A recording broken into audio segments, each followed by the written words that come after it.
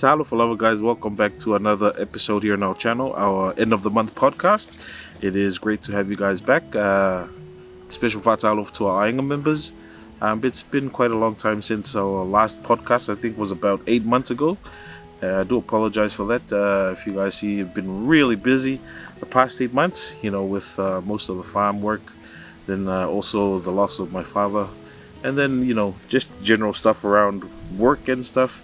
But it's great to be back, and very grateful to have you guys back on the show. Today, one of the big announcements that, the only big announcement that I wanted to share with you guys today is that finally, it's been 3 years since we've been trying to set up our website. And I'm really grateful to the help with Digital DNA New Zealand. They were really grateful in helping me set this up. So I think it's something that I've been planning for the past 3 years. I've lost countless money in trying to set it up, but I'm really grateful that we finally have it up and running. Our merch store. So we finally got our merch store up and running. Check out samoanfarmer.com. You guys can see there. It is our flagship Crave Growth brand that I developed in this podcast. So this is something that I've been trying to work on for the past 3 years. And it's only because it was really difficult for me to set up shirts and stuff here in Samoa and then send them out to all our overseas viewers who would like to help be a part of this journey. So as a result, I've been in discussions with multiple companies around the world in trying the best that I can to offer you guys some of our merch stores. And our Crave Growth merch. So we found a company and we were able to talk with them, discuss some of our options. And they have 7 warehouses located around the world. And these warehouses, so the closest you are to that warehouse, the quicker your order will arrive. So that was something I was really strategic with because I didn't want you guys to keep waiting. So we are very grateful and we praise the Lord that we're able to set this up and finally get it on up and running. So if you guys remember, our Crave Growth journey is something that I developed during my farming journey over the past 4 years, and I think it's going up to 5 years now. And the main reason was because during our videos, a lot of you guys, our viewers, wanted to help out with the journey. And being a Samoan, I can't just accept your generosity without giving something back. And I thought this was the only way to do it. So I've been working really hard in trying to get this up and running, and I'm really grateful that we finally got up and running. So if you guys want check out our samoanfarmer.com. We've got our merch there, so it's basically at the moment it's just our hoodies and t-shirts with black and white and gray there, and this is only because this is the start of this is our flagship merch for the time being. So every shirt you guys buy, you're not just buying fabric, you're actually buying helping me out and buying into our journey of resilience, of hard work, and what it means to be a farmer. So every time you buy a shirt, you will have a piece of me with you, but also your contribution will go into helping us grow the farm. So something I'm really proud of as well. It's not easy trying to do this, but I'm really grateful that we finally got it up and running. And I feel really blessed to have worked with a lot of great people in trying to get this up. So I just want to let you guys know that our website, so do check it out. Grab some of the merch there if you guys want a hoodie, if it's cold where you are. But just a normal shirt, we're going to look into lays in the future that we can have available on our website. So, but this is just the beginning. We're going to have all sorts of items on our website, something that reminds you that'll always be a part of you here in Samoa. So that's something I'm looking to incorporate on the website. So do check it out. Grab yourself a shirt, grab yourself a hoodie, grab your kids, your wife, all the kids, family members, a merch from our merch store. And be sure to send me some photos, guys, because I'd really like to post it on our Instagram and our Facebook pages. to show the support that we have from around the world. So if you do grab one and you get your shirt, send a photo and your location and name, and I'll make a photo album of all our viewers that has helped me on this journey through our merch store. So just wanted to get that out of the way, guys, because it's a big announcement for me and it's something I'm really proud of. But I think let's get started on our episode today, which is our podcast. All right, guys, so I've got our questions here. There wasn't that much show up on our community tabs, but I've also got some questions from our Instagram page and also our Facebook page. So we're going to go through them today, and then we'll see at the end of our video on some of the other things I'd like to talk about. So this is from our community tabs on YouTube. So be sure to check out the community tabs on YouTube if you have future questions in the upcoming podcasts. But you can just use our Facebook and Messenger if you want to send in some questions. I do apologize that some of you have been messaging and I haven't replied yet, but don't worry, I will get to it. It's just been very busy in the past few days.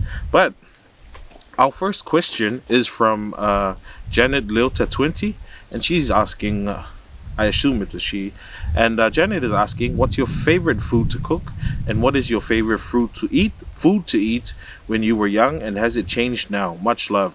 Thank you for the question, Janet. So my favorite food to eat, when I was young, but also to cook now that I'm old, is ma moe ferka pisi merkamako. So I think we did an episode on that, and you can check it out here. And that's the reason why I love that food, is because it's something that I really enjoyed when I was little, when my mother used to cook it. My parents, used to cook it. I mean, they still cook. My mom still cooks it, and I've been trying to replicate the taste that she's been doing.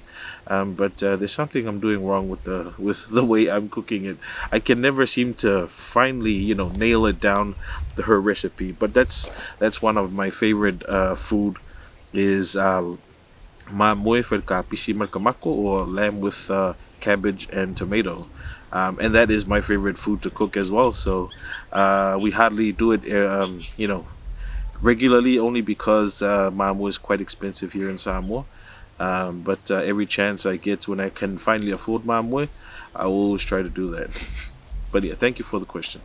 Our next question is from baby Babsy2. Babsy says, good morning, evening, or day to you.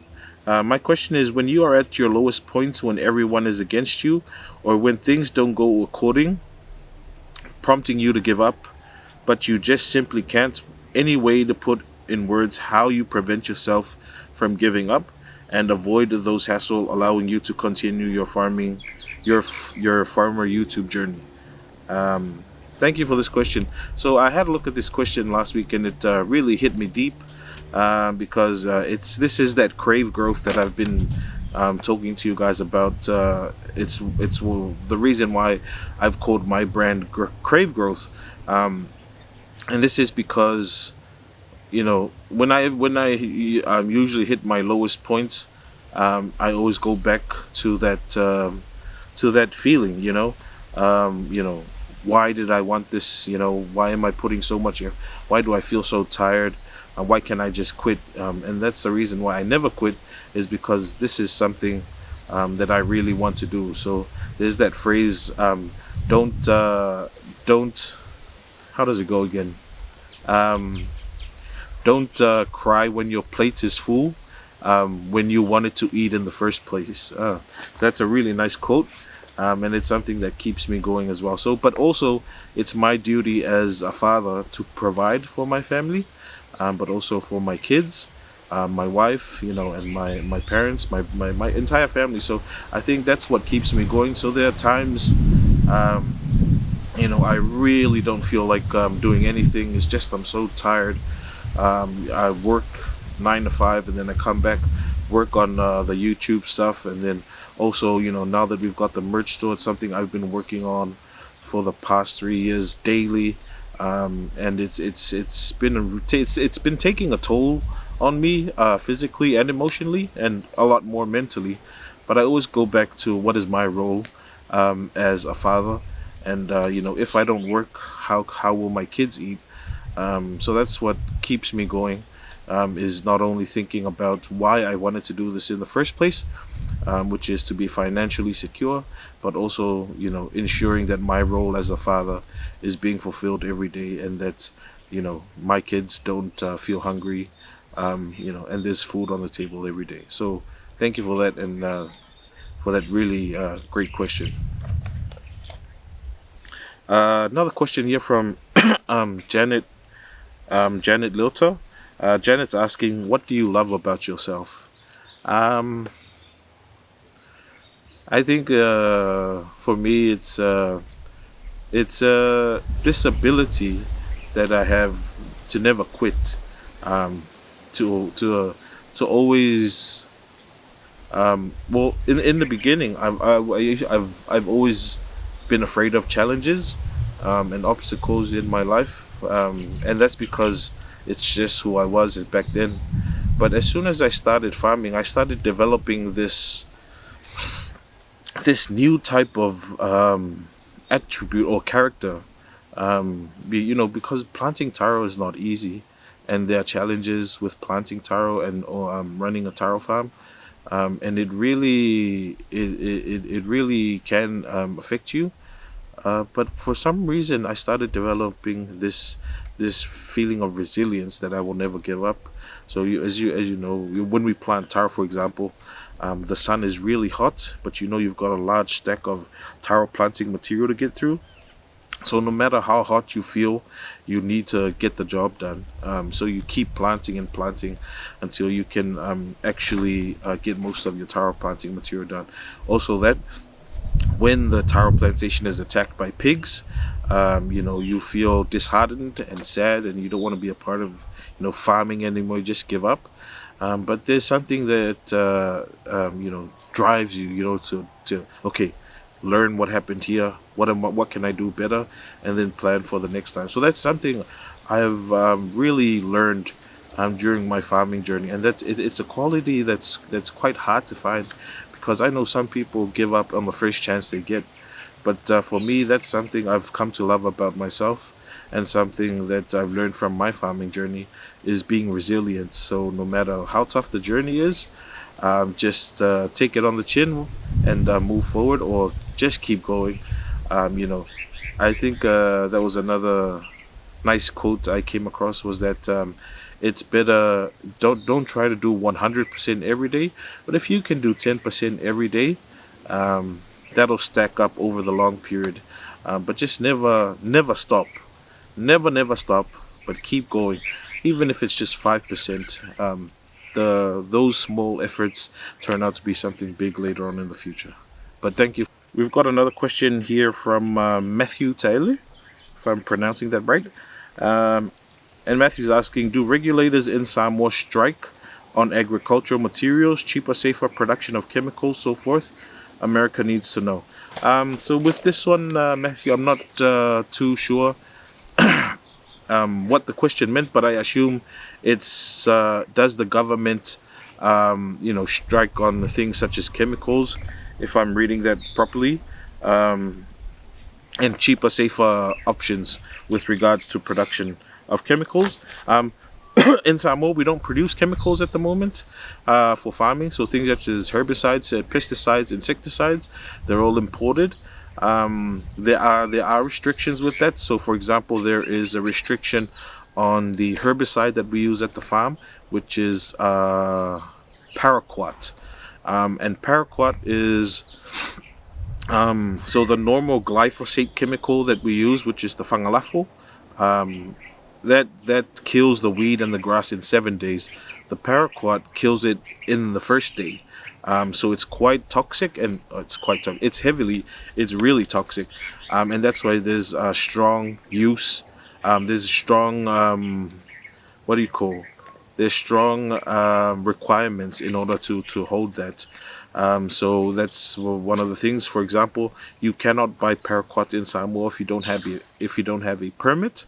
And in order to get that permit, you have to apply it from the Ministry of Agriculture and Fisheries in their quarantine division. And that's the only time suppliers or distributors of paraquat For example, the agriculture store. That's the only time they'll release it, is that you show them that permit. So I've got that permit as well, and that's why we're able to buy that. But since doing farming, I've noticed that the comb of the taro actually looks a lot better, and the texture feels, when you eat it, a lot better when you don't use paraquat, but rather so during the fourth month of growing period, you have to spray down the plantation only to kill the weeds. So you don't spray on the taro, but you spray the weeds in between the taro, and doing that actually helps maintain the weed so that the taro can continue to grow. Now, over the period, over our farming period, that's what we've been doing. But recently, we started, in our last two plantations, we started holding back on the paraquat during that phase. During the phase that we have to, maintain the taro patch, but started just using the bush knife and just going through the taro patch and cleaning out the weeds. And what we found was the taro quality not only was a lot better, but also was a lot bigger. So we started to. The thing about using the paraquat is it's a lot more easier, but then using the knife and doing it manually is a lot more labor intensive. So you have to weigh out the options. But in the event, we can still use knives rather than using paraquat. But that's some of the instances where regulators here in Samoa are quite strike down on agriculture as well. But also there's a new move to make plant more organically, so that we don't use that much pesticides on our vegetables and our fruits as well. So those are some of the things that I can definitely be sure that regulators here in Samoa strike down on agriculture. Thank you for the question. All right, guys. So just taking a breather here. We've got our next few questions are from our Instagram page, and this is from Tisa. Tisa messaged and said, "Hey, bro, I've been watching your videos on YouTube, and it reminds me so much of my parents' food they still make to this day. Looks amazing. Love your videos, man. Keep them coming. God bless. Stay blessed, and all the best for this year." Thanks, Tisa. Tisa asked also one question. Did you used to live in New Zealand or another country before moving to Samoa permanently? I've been trying to catch on to your accent. It sounds New Zealand, then sounds American, but can't seem to figure it out. Haha, stay blessed, Uso. So, I talk about this in our previous podcasts. But I'll talk about it again because actually a lot of people ask me the same thing. So I've been for my entire life I was born here in Samoa and raised here in Samoa. The only time I've left Samoa was for my undergraduate degree, and that was for forensic science in Canberra in Australia. That's the only time I've left Samoa, for 3 years, and then I came back, worked in Samoa, and then I left Samoa again for 2 years, was to do my master's in New Zealand in forensic science as well. So in total of the 30 plus years that I've been alive, I've only been away for Samoa for 5 years. And growing up here in Samoa, it's more of the American accent that actually gets incorporated, and I think that's why you tend to hear some of that New Zealand or maybe a bit of the Australian, is because I have spent time in New Zealand and Australia, and I've got the same people when I was in Australia. People kept asking me in Australia if I'm from America, only because I sound so American, America, rather than American. Yeah, see, let's not go down that road. But that's why you tend to hear some of that Australia and New Zealand in sometimes the way I talk. But excuse me, but it's mostly the American influence, or because here in Samoa back then when I was growing up, there's a lot of American TV shows, and I watch a lot of that. So things such as Cartoon Network, we had that back home, Nickelodeon, and then all of these cartoons they kept showing on TV when I was young, and that's where that American influence starts, especially with the accent. Starts entering you. So hope that makes it clear and I do apologize if my accent goes back and forth between American and New Zealand. But it's better than not speaking English at all. Thanks for the question. All right, so we've got another question here from our Facebook post. So I did post the same questions on our Facebook as well, and this question is from Kale Ika. If I'm correctly saying that, pronouncing that. So Kale is asking, Maloso, I have some questions just out of curiosity and observation. I have had taro from a plantation that is not in full sun like your plantation. Can taro equally grow the same in full sun and shade? Not sure if it's the type of taro, but it's not dense or mapo. Another question, when do you know when to cut the stem from the taro for kiapula and leaving the bottom of the stem on the taro? Sorry, just a concerned landowner with a taro planter. Can't say farmer. Thanks, Kale, for the question. No worries. Trying to see if I can. We'll just pause for now while I quickly grab a tiapula so I can show you.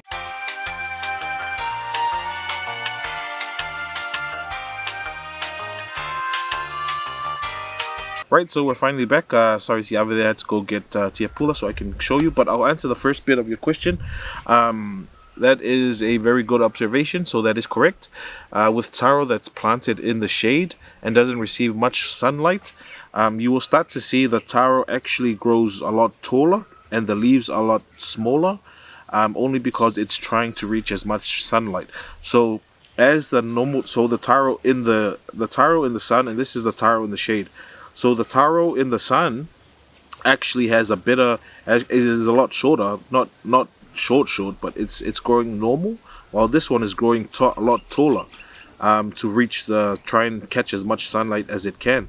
So it'll try and drift towards the sunlight, or it'll try and find sunlight first. But this one grows normally, and this one will have a better taro taste and texture as well, rather than this one.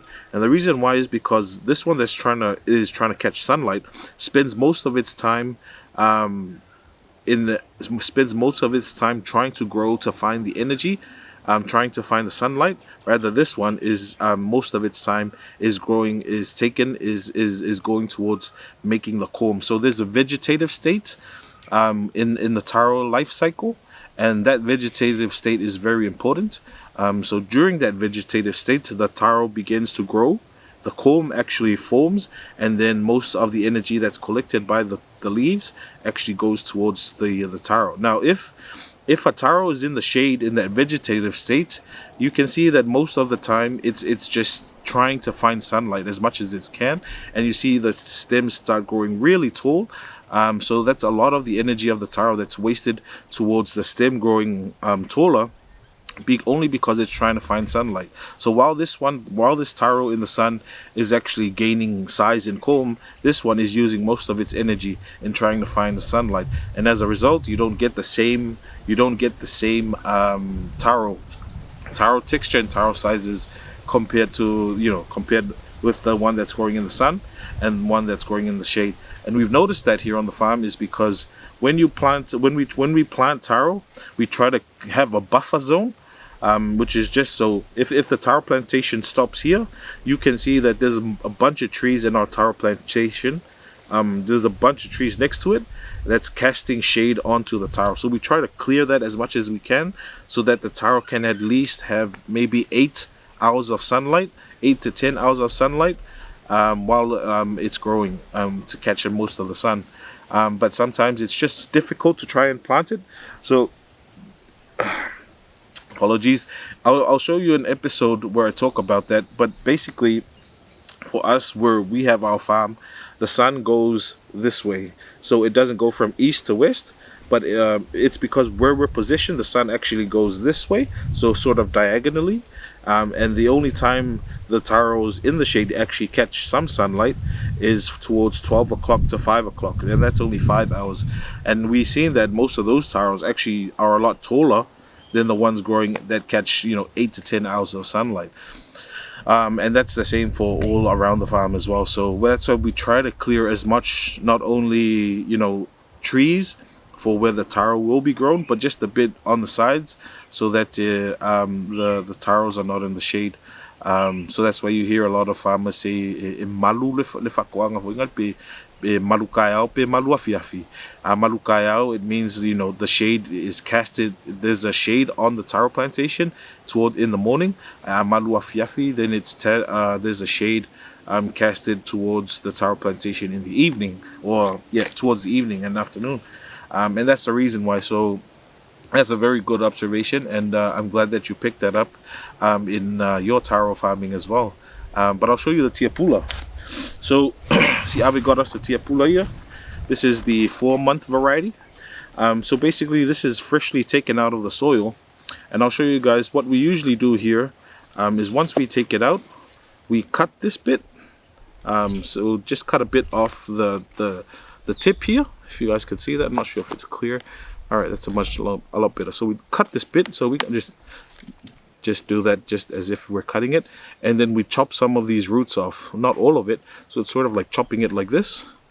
Now what this does, it then, I think based on what I've learned so far, I think doing this actually then tells the taro that it's now replanted and now going into a new stage where it has to develop a comb.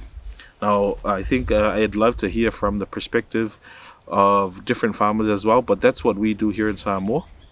Oh, yeah, here in Samoa, I can say that probably 80% of the farmers do the same thing.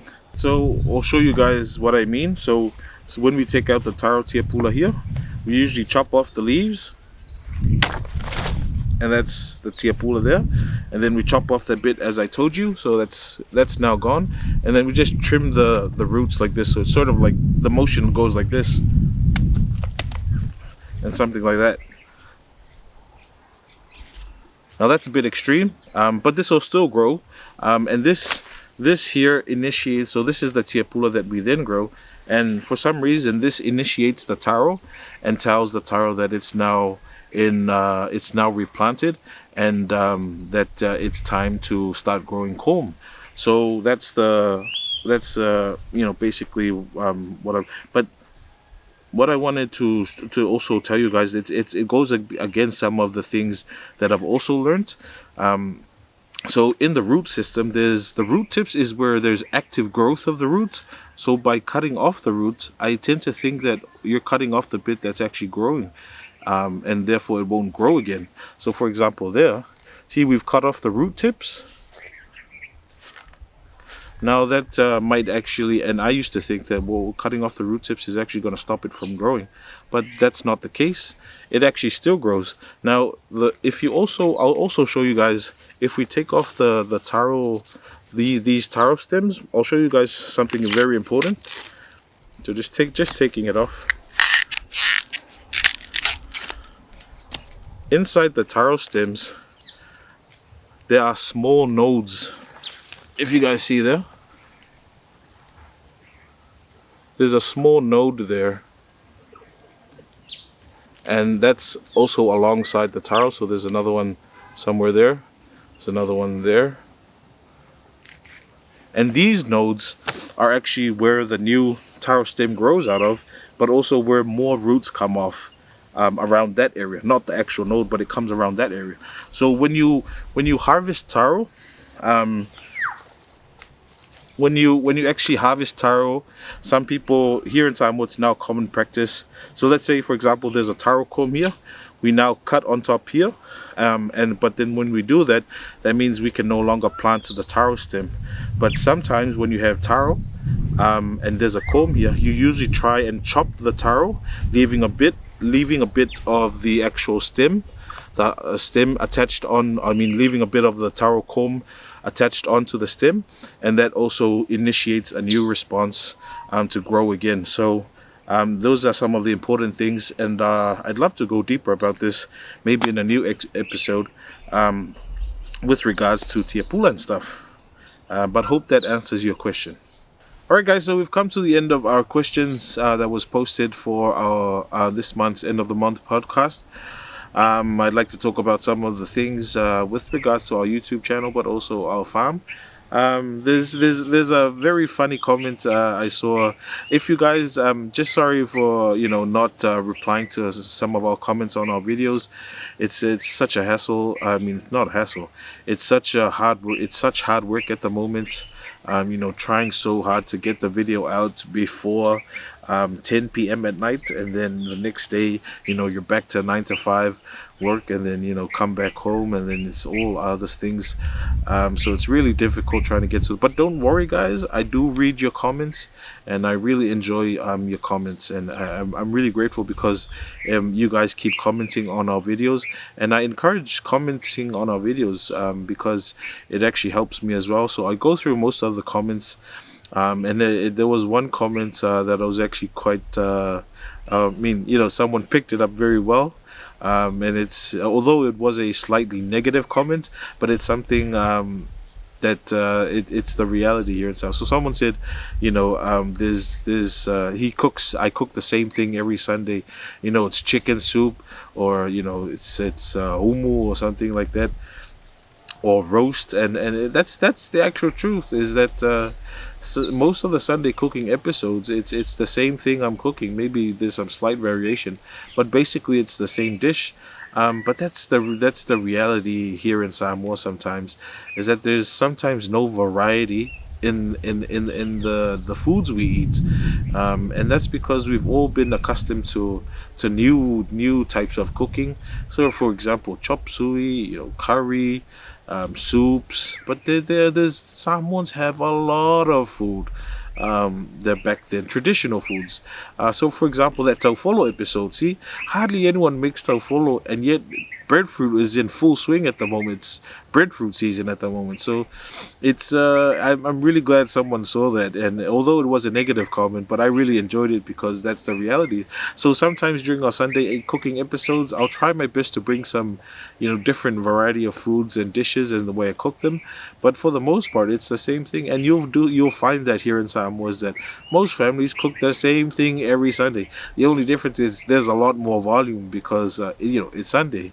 But I'm glad someone saw that as well. So we'll hopefully introduce some more variety in our cooking as well. But I really wanna bring back Samoan traditional dishes, food that they used to eat back then. So I think there was a masi ulu as well, and I want to do an episode. I've never done masi ulu before, and I want to try that as well. So if you have some nice dishes you'd like for us to do on the channel, do comment those dishes below. Samoan traditional food, and maybe if you could comment, how to cook it, and and I'll quickly try and put something together, and maybe you never know, we might do an episode on it. So yeah, I really hope you guys do comment some nice food I can try, but not just traditional food as well. The goal is traditional food, Samoan traditional food, but maybe some foods, some common foods where you guys eat wherever you are, and I can try out here in Samoa. One of the things I've been trying to do is mac and cheese.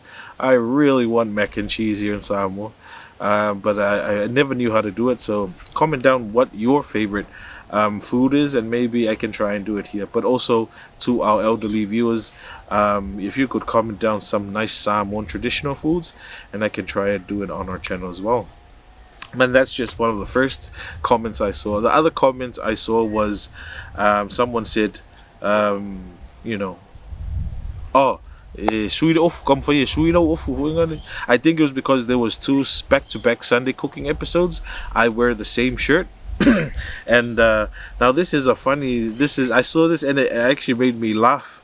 Although I think it might have been slightly negative, but it made me laugh because this is again the reality and the childhood I was raised up in. So in here in Samoa, clothes, I mean nice clothes, right? In my childhood coming up, you'd have nice clothes, and then you'd have your work clothes. So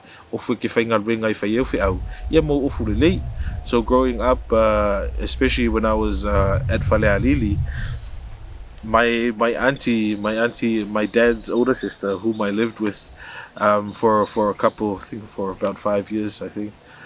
We would all of us, like the lower All right, guys. Sorry about that. Our camera battery ran out, and now we have to back to the phone. The camera ran out. My cameraman here. Yeah, ông cả camera ko phang ma. But it's okay. We'll continue off the podcast here. So, my back then we used to have work clothes. So my auntie would let us, would have us, would make us do two fapukunga ofu ingali fa luo okupa pe kasi na kupa wa vai luo, and then one side of the akupa would be a ofulele. So whenever we go to a pier, we'd wear those clothes or special things at home, and then you'd also have ofu whaingaluenga. And now the ofu whaingaluenga, you'd have one or two shirts or one or two ears, and that's the same ofu you have to wear every day after school. So for imela onga. Saura ia kalaya ofu whakau pe whasavidi ai kuia o whaingaluenga. And that those of whaingaluenga would be the same shirt. Yeah, umala ia whaingaluenga ka ele o po whaiso ofu lei e whaka whasavidi o whaingaluenga. Ia ngā ofu ila ia the next morning you go to school, come back and you wear that same shirt and that same ear or the same ofu e whai iau whau. So that's the reason why sometimes during our cooking episodes you guys do see me wear the same thing. It's not because it's the same thing but it's because mo meu ofenga winga ka kuingi sa mo nice clothes are hard to come by, so you don't want a solio lava lava lili every time. But you just want to have one set, maybe two sets of clothes that you can actually use for ingale ik whaingaluenga if I felt funny. And that's what I usually do. So I'll usually have one or two, maybe three sets of clothes that I use here at home if I out. And that's why sometimes it's the same shirt I wear in the other episode, it's the same shirt I wear in the other episode, and eventually the same shirt I wear up in the Sunday cooking episode. But that's what I do.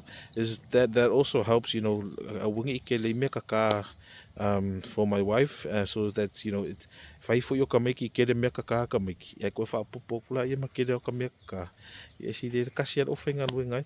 So usually the ofu le fo ya lo ke fa nga fenga luenga I mo mangala sko ngai o so lo le fa sa vidi ka malanga ko usupo ofu ka ya o la sa e fai de me ai ye nga o malola ya aviro rei kaka so that's some of the things I wanted to share with you guys, um, with regards to some of the comments I see. But I love everyone's comments. Thank you so much, guys, for commenting on our videos. It really helps. I really enjoy it because it allows me to engage with what you guys are thinking. If the content's good, if you guys are enjoying it, so I do encourage you guys, negative or positive. I really don't mind. Comment is comment. You're you are free to share your opinion as well. And I love that I get to see that feedback from you guys. So don't worry, comment as much as you can. As you can.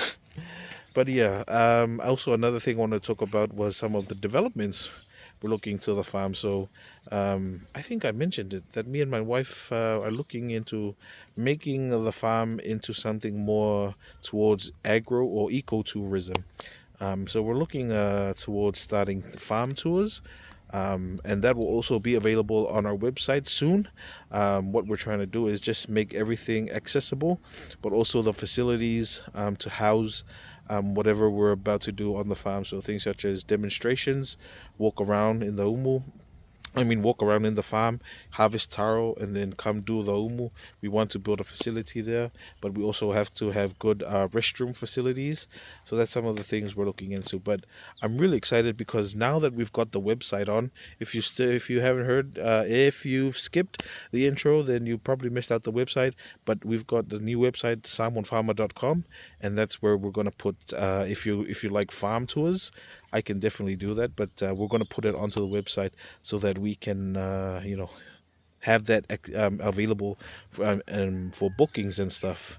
But I think that's most of the updates so far here. The kids are beginning school next week. Everyone's back to school. It's been 2 weeks since work started as well. 3 weeks actually. 4 weeks. No, 3 weeks. So yeah, it's just planning ahead now, We've got everyone going back to school on Monday, back to work. Traffic's gonna be jammed, and then now with the farm as well.